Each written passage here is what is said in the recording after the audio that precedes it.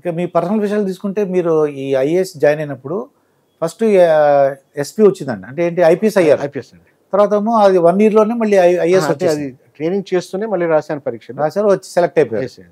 అంటే మీకు first salary ఎంత ఉంది సార్ అక్కడ? ఫస్ట్ చెప్పాను కదా 1145. 1145 రూపీస్. కానీ అప్పుడు అది గ్రేట్ లేండి. అదే అది మీకు ఎలా వచ్చింది సార్ ఆలోచన, ఈ ఐఏఎస్ ఐపీఎస్ రావాలి, ఎగ్జామ్స్ ఉంటాయి, ఎగ్జామ్స్ ఉంటాయని తెలుసండి, కానీ ఎలా వచ్చింది ఆలోచన? ఇంజనీరింగ్ అయిన తర్వాత ఐఎం అహ్మదాబాద్ ఎంబీఏ వెళ్ళిపోయాను. ఎంబీఏ తర్వాత ఐబీఎం కార్పొరేట్ జాబ్ వచ్చేసింది. సో బ్రహ్మాండంగా 5 స్టార్ హోటళ్ళు, ఫ్లైట్లు, ఇవే మా జాబ్ అంటే అదే కదా ఉండేది. అవునండి.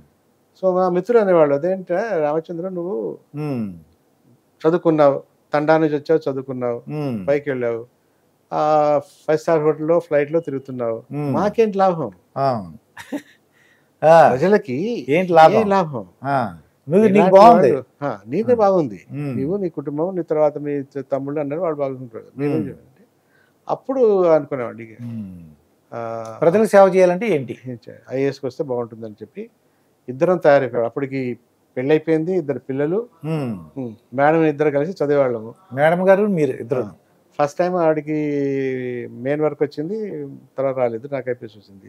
తర్వాత ఉంది ఇక చాలు, ఒక్కళ్ళు చాలు, నేను మళ్ళీ రాయను, నువ్వు చదువుకోవాలి, నువ్వే ట్రై చేయని, జాబ్ చేయాలి, వచ్చి పిల్లల్ని ఆడించాలి, తిండి పెట్టాలి, వాళ్ళకి తిండి తినిపించాలి, పడుకోబెట్టి అప్పుడు చదివేవాళ్ళండి ఇద్దరు. మేడం గారు ఏం జాబ్ చేశారని? ఇంజనీర్ అండి? ఇంజనీరు. తర్వాత ఏపీ డైరీలో ఇంజనీర్గా పనిచేశారు. ఏపీ డైరీలో ఇంజనీర్.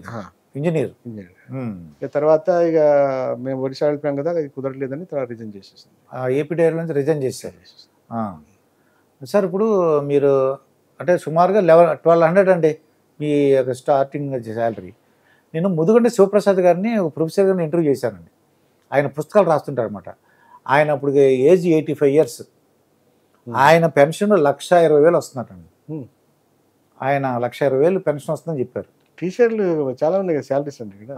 అవును, ఇక్కడ ఇంజనీర్లకి ఎలక్ట్రిసిటీ బోర్డు ఇంజనీర్ తెలుసా ఎంత వస్తుందో? సూపర్ ఇంజనీర్కి రిటైర్డ్ పర్సన్ అండి. అదే 2 lakhs. 2 lakhs పెన్షన్ అండి. ఓకే, మనవాడు బాగా పెంచేశారు కదా కేసీఆర్ గారు పెంచారు శాలరీస్. అందులో ఎలక్ట్రిసిటీ డిపార్ట్మెంట్కి భయంకరంగా పెంచేశారు. అంటే బాగా చూస్తారని. మీకు ఎంత వస్తుంది సార్ పెన్షన్? మీకు అబౌట్ 1.7 అండి, 1.7, 1.8. 1,70,000 వస్తుంది. ఇప్పుడు ఏజ్ సార్ మీది? 71. ఆరోగ్యంగా ఉన్నారు మీరు, దేవుడి దేవాలండి.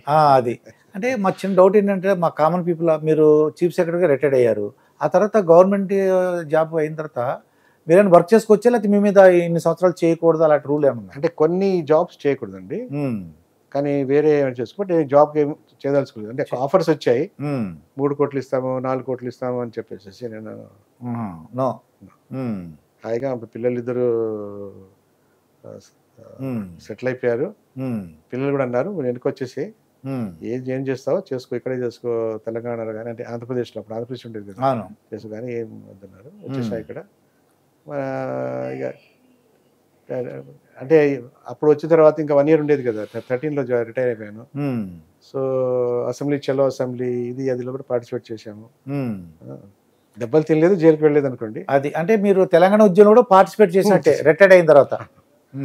ఈవెన్ సర్వీస్లో ఉన్నప్పుడు కూడా పార్టిసిపేట్ చేసేవారు. చాలా మంది అప్పుడు రాజశేఖర రెడ్డి గారు కూడా కంప్లైంట్ చేశారు, మా ఏరియాలో ఉన్న రాజకీయ నాయకులు వాళ్ళకి భయం కదా, నేను రాజకీయాలు వచ్చేస్తే వాళ్ళ ఉండదని.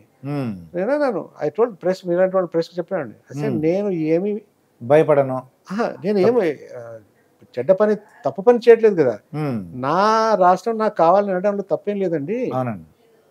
నేను ఏమైనా ఎవరిని తిట్టట్లేదు, కొట్టట్లేదు, దేశద్రోహం చేయట్లేదు అని మీరు సర్వీస్లో ఉన్నారు కదా, సర్వీస్లోనే చెప్తున్నాను. సర్వీస్లో ఉండి I have my own individuality కదా. సో అదే మీకు మీ హక్కు అది. అక్కడ ఒరిస్సాలో ఒక మీరు ఐఏఎస్ క్యాడర్ అయినా సరే ఇక్కడ ఉద్యమంలో మీరు పాల్గొన్నారు. ఉద్యోగానికి అగైనెస్ట్ కాదు కదా అది. సో అలా ఉండేదండి.